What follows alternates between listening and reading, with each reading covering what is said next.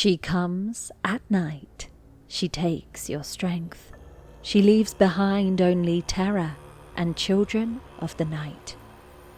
For centuries, men woke up trembling from their dreams, convinced a demon had visited them, not to kill, but to seduce.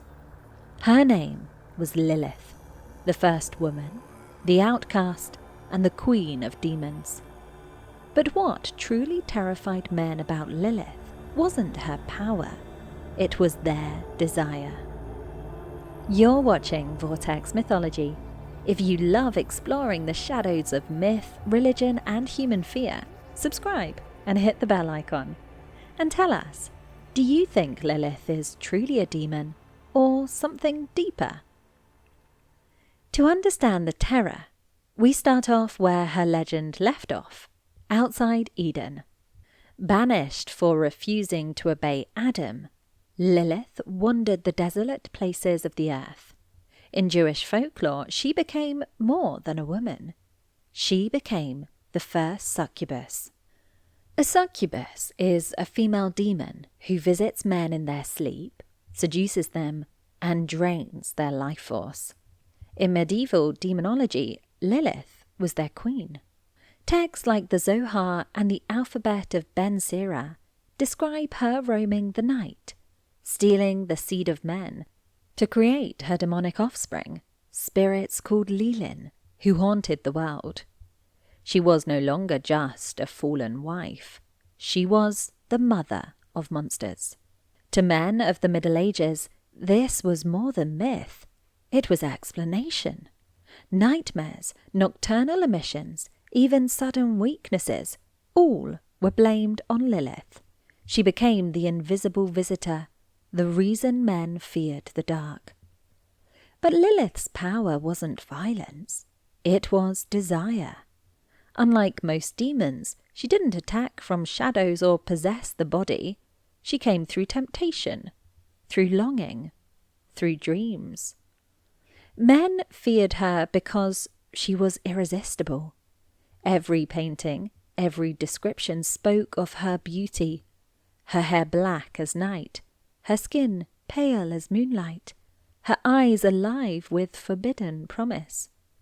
She embodied everything the church warned men to resist. She was woman as temptation, sexuality without submission, pleasure without guilt.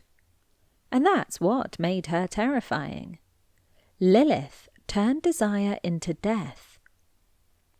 Men who dreamed of her would wake exhausted, their energy drained, their faith shaken.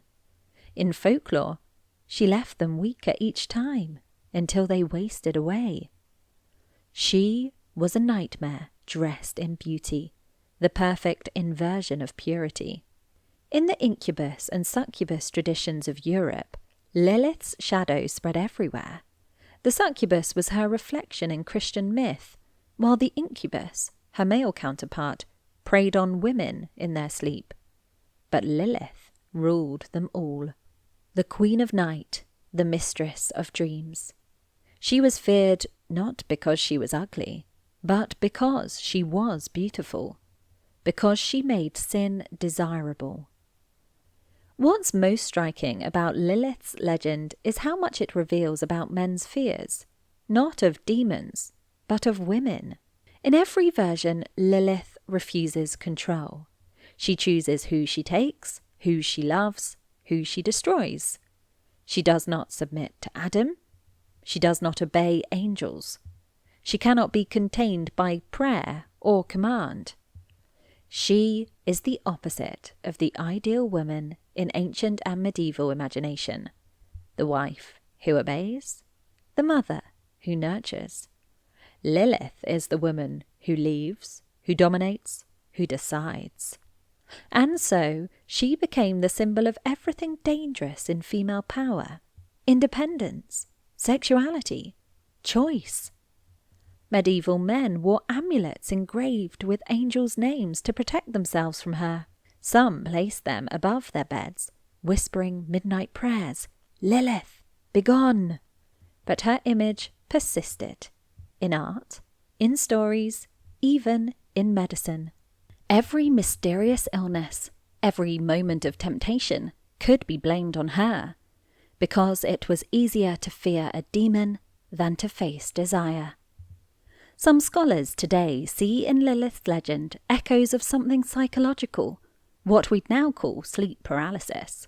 Victims of sleep paralysis often describe a shadowy presence sitting on their chest, pressing the air from their lungs, watching them with cold fascination. In ancient times, that was Lilith, the night hag, the visitor no man could resist or escape. Folklore blurred nightmare and lust, turning a natural phenomenon into supernatural terror. But that's the strange brilliance of the myth.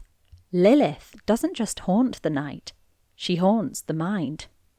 She represents that dangerous border where desire becomes fear, where attraction turns fatal. Lilith was never a brute force demon. She didn't wield claws or fire. Her weapon was intimacy, the most human weakness of all. She was the succubus of desire, feared not because she killed men, but because she made them complicit in their own ruin. Her power lay in turning pleasure into punishment, in showing that desire, once unleashed, can destroy the one who feels it. And maybe that's why her myth still fascinates us. Because deep down, Lilith isn't just a demon, she's a mirror. She's what happens when something irresistible refuses to be controlled. Thanks for watching Vortex Mythology. If you enjoyed this dive into Lilith, the Queen of Demons, and the Succubus of Desire, give this video a like, subscribe, and ring the bell for more stories of myth, art, and fear. And tell us in the comments, do you think Lilith was real? Or is she the embodiment of everything humanity fears about itself? Until next time, stay curious, stay wary, and remember, not all demons come from hell. Some come from desire.